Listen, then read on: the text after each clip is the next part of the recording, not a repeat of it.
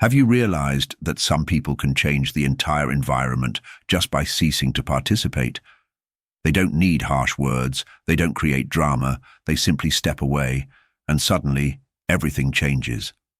The atmosphere becomes tense. Others wonder, feel bothered, miss their presence. Now project this scenario onto yourself. What if, instead of always responding immediately, you took a step back, chose silence, avoided reacting automatically? The impact would be enormous when you no longer make yourself constantly available, emotionally, physically, psychologically. The world around you loses its reference point, accustomed to controlling you through your predictable reactions. But when you decide to pull back, the game board of life changes. Those who thought they had you in their hands realize how little they knew about your boundaries. Carl Jung taught, "What irritates us about others reveals much about ourselves." Reflect. When you become less accessible, who really shows desperation? Who tries to provoke you just to extract some emotion? This behavior exposes others' truth more than your own. Above all, it shows the degree of manipulation you're still subject to without realizing. You continue giving yourself away out of fear of conflict, need for acceptance, insecurity about losing those who were never truly by your side. And gradually, with each concession, your strength diminishes. And what remains afterward? A profound fatigue, frustration, and that inexplicable emptiness. This happens because you've been too available for people who don't even value the privilege of your absence. It's not about closing doors to the world, but about making the courageous choice to look at yourself. After all, as Jung said, only then does the path of individuation begin. The path to becoming complete, authentic, and whole involves understanding that silence often holds more value than any discussion. Distance, when it comes from awareness rather than fear, is a demonstration of strength. So I ask you, how long will you let others' emotions guide your behaviors? How long will you react to every provocation as if you had no choice? Perhaps it's time to free yourself from these constraints, to choose silence, to surprise with your absence. Because when you stop being predictable and constantly available, everything around you transforms. From an early age, you learn to please, to be willing, to say yes even when your heart was saying no. You were taught that your value lies in how you serve others. But it's important to hear a truth that few have the courage to say. Excessive availability isn't generosity. It's self-sabotage. If you continue believing you need to be always accessible to be accepted, you'll be used, exhausted, and discarded when you're no longer useful. And do you know why? Because predictability transforms people into easily manipulated pieces. Your gestures end up reducing you to emotional support. They call when they need you, discard you when it's inconvenient. And this remains invisible because you buy into the illusion that constant presence will guarantee genuine companionship. Unfortunately, it doesn't work that way. Carl Jung spoke about the persona, that mask we wear to be accepted, loved, recognized. And it's precisely this mask that keeps you too available. You say everything is fine when you're suffocating. You respond to messages immediately, even when exhausted. You explain yourself, justify yourself, defend yourself as if you owed something to the world. In practice, each time you prioritize others, your own stage becomes increasingly empty. Being always available is a disguised path to abandoning yourself, seeking acceptance at any cost, and trying to control how others see you. But this desire to control comes at a high price. The cost is your inner peace. You spend your vital energy as if it were endless, when in fact it's limited and needs to be preserved. Those who demand your constant availability don't truly desire your presence. They want what you have to offer: validation, entertainment, companionship, emotional comfort. And when you begin to set boundaries, to say no, to refuse to participate, in certain games, these people start to criticize, complain, say that you've changed. The issue isn't your change. It's the discomfort of no longer being able to take advantage of your predictable behavior. And there's a cruel paradox in this. The more present and accessible you are, the less value you have. What comes too easily loses respect, becomes a simple emotional resource. No one values what's always available. So reflect. Who truly deserves your time and presence? Who deserves your attention, your listening, or even the privilege of your absence? Before answering, it's worth investigating. Why is it so difficult to refuse, establish boundaries, stop trying to please? What lies behind this compulsion to meet expectations? Jung called this psychic energy, and that's what we need to talk about now. It's precisely this that I want to explore more deeply with you now. Your energy is the most precious asset you have. If you don't learn to preserve it, someone will quickly find a way to exploit it for their own interests. If all of this makes sense to you, take a moment to subscribe to the channel and follow more content like this. Thank you for your support.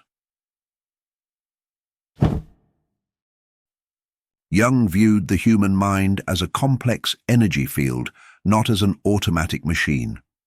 For him, each idea, feeling, and attitude consumes part of our vital energy. So reflect. Have you really chosen where to invest your energy, or are you allowing circumstances to decide for you? Each impulsive response is a part of you being wasted.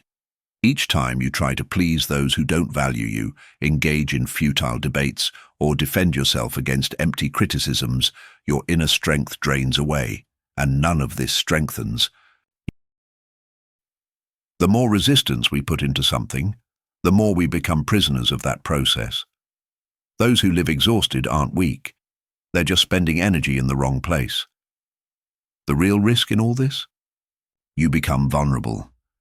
And in vulnerability, manipulative people quickly identify opportunities to take advantage of you. They notice that you haven't yet learned to filter where your energy goes and transform this openness into their own advantage. According to Jung, a healthy mind is one that can retain its energy and direct it with purpose. This means having the courage to say no, the maturity to remain silent, the wisdom to observe before acting. Real power lies there, in choosing your battles, in mastering your own impulses. How many times after a disagreement have you spent hours or even days questioning yourself, mentally reviewing everything that was said or done? All this mental expenditure is energy that could be serving you, but ends up being wasted on unproductive concerns. You remain attached to situations that only exist because you continue to feed them with attention and response. Psychic energy, when cared for and protected, makes you a true protagonist. It commands respect, creates admiration, even without words. If neglected, you become vulnerable, invisible, always at the mercy of others' moods. Therefore, start noticing what makes your energy slip through your fingers, which situations trigger automatic responses and take you away from your center. The lesson here isn't to become distant or insensitive, but to take the reins of your own life, choosing where and with whom to spend your inner strength. Jung's great revelation is simple and powerful. Those who learn to conserve their energy disarm others' expectations and projections, and finally escape the role of puppet in the hands of silent manipulation. Next, we'll understand how these strategic people capture and drain your energy, and why you only need to withdraw a little to dismantle the entire game. Look carefully at those who have always extracted so much from you under the guise of friendship, love, or commitment. Even though it seems that you choose how to react, in practice, many of your impulses are already programmed. Opportunists only need to identify your emotional weak points. They don't need to raise their voice or force situations. A simple gesture, a word, and you give space, control your own will less. Jung gave the name projection to this phenomenon, projecting onto others what we are unable to see or deal with in ourselves. The detail is that by being always emotionally accessible, you become the perfect target for these projections, and consequently, for subtle manipulations. You know that acquaintance who only appears when they need something? The savior partner, the person who values only what you offer and not who you are? This isn't circumstantial, it's a construction based on roles. And why do you accept it? Usually to avoid conflict, rejection, or loneliness. Efficient manipulation, after all, doesn't make noise. It happens in the silent gaps of guilt and duty. When you feel that you need to sacrifice yourself for others, be always accessible, provide support or understanding above all else, even if it exhausts you. You enter a relationship where emotional dependence dictates the rules. The manipulator only needs you to maintain this rhythm, to continue reciprocating, explaining, smoothing edges. When you break this pattern, everything is shaken. Saying no, opting for silence, choosing distance instead of entering into justifications, dismantles the entire projection structure created on you. The imposed mask begins to crumble, and the people around you become destabilized as they lose control of the narrative. Worse, they are forced to face what they were projecting, themselves. Your unavailability transforms into an uncomfortable challenge, as it forces others to pay attention to their own emptiness. The silence you impose exposes the internal noises they don't want to hear. It's at this moment that the most intense reactions can arise, confrontations, demands, emotional explosions. Not because you're lacking, but because you've stopped being a refuge for others to escape from themselves. Carl Jung said, "We do not become enlightened by imagining figures of light, but by making the darkness conscious." When you step away and stop being fuel for others' games, their shadow begins to appear. For those who have always sought shelter in you, this is intolerable. And are you prepared for the consequences, being misunderstood, rejected, the target of judgments, for choosing to preserve yourself? Are you ready to face the silence that inevitably follows withdrawal? For it is in this silence that a silent and revolutionary power is born, and it's precisely this power that we'll talk about next. You'll understand how true silence can be, the most potent psychological weapon capable of inverting the dynamic with the world around you. We live in an era where everything is noise, quick reaction, vain disputes, daily need to prove we're right, even if it costs us tranquility. But there is a silent force, rare, unknown to many, strategic silence. Not a silence of omission or fear, but one that comes from full consciousness, from firm presence. Silence for Jung was fertile ground for real inner change. When you stop reacting by instinct, you begin to see patterns previously invisible. Emotional games, dependency relationships, recurring traps. Silence brings lucidity, and lucidity threatens those who live by manipulating you. Notice, some people are deeply bothered when your silence breaks the cycle, not because of absence, but because they no longer have dominion over you. It's because your silence interrupts the control that others had over events. As long as you still respond, you're inside their game. But by choosing silence, you completely change the rules, and this pulls the rug out from under those who depended on your reaction to maintain control. True silence is not just the absence of speech, but presence and mastery over your own energy. It's refusing to be pushed by others' emotions, choosing not to enter into disputes that only drain you. Jung pointed out that the path of individuation passes through this disconnection. Only when we silence the world can we hear our own voice. But it's worth remembering, silence requires courage.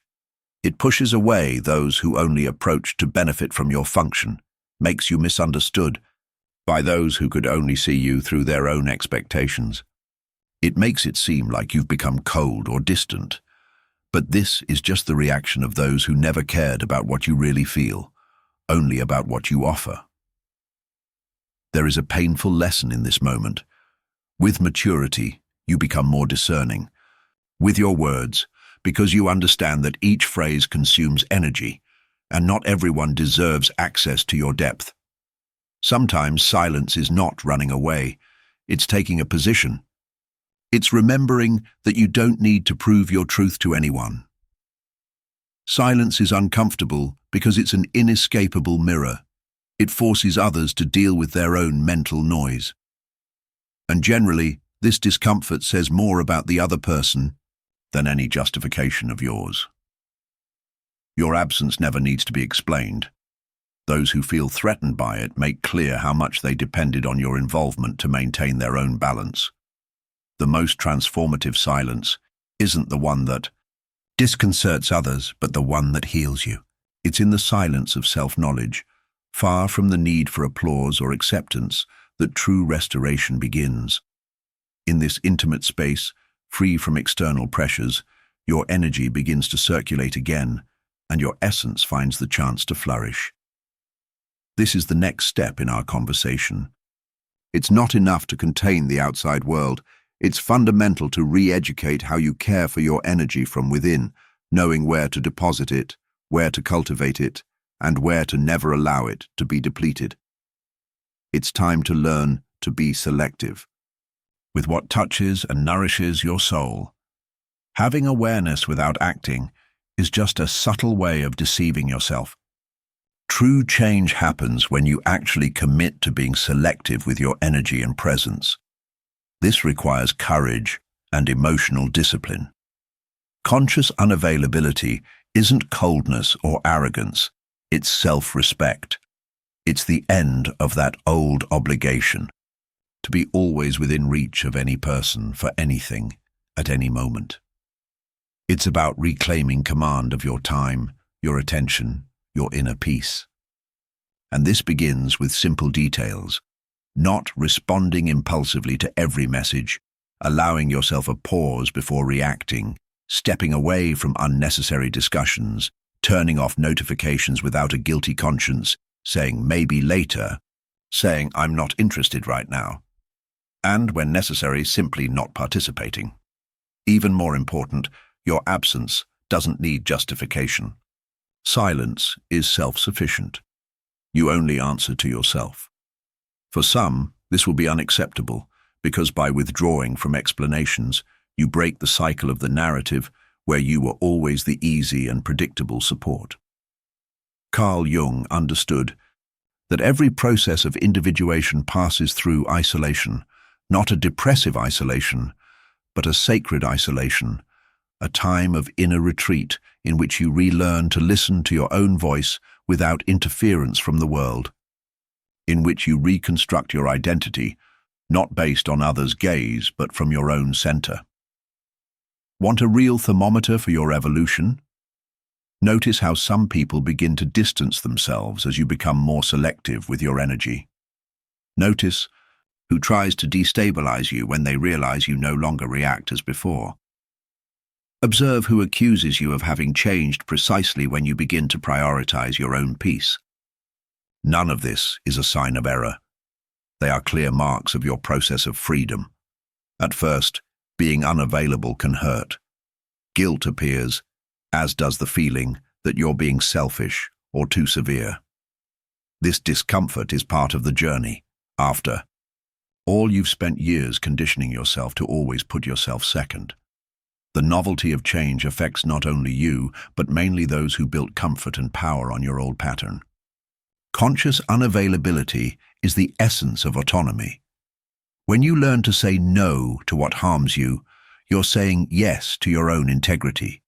By abandoning toxic relationships and environments, you reaffirm that your well-being is non-negotiable. When you stop explaining yourself, respect emerges, even if not from everyone. Not everyone knows how to deal with this new boundary. Your absence ends up illuminating others' wounds and showing dependencies that always existed, and that's when breakups occur. These ruptures can bring pain, loneliness, a sense of loss. But in truth, they're opening the way for a new beginning.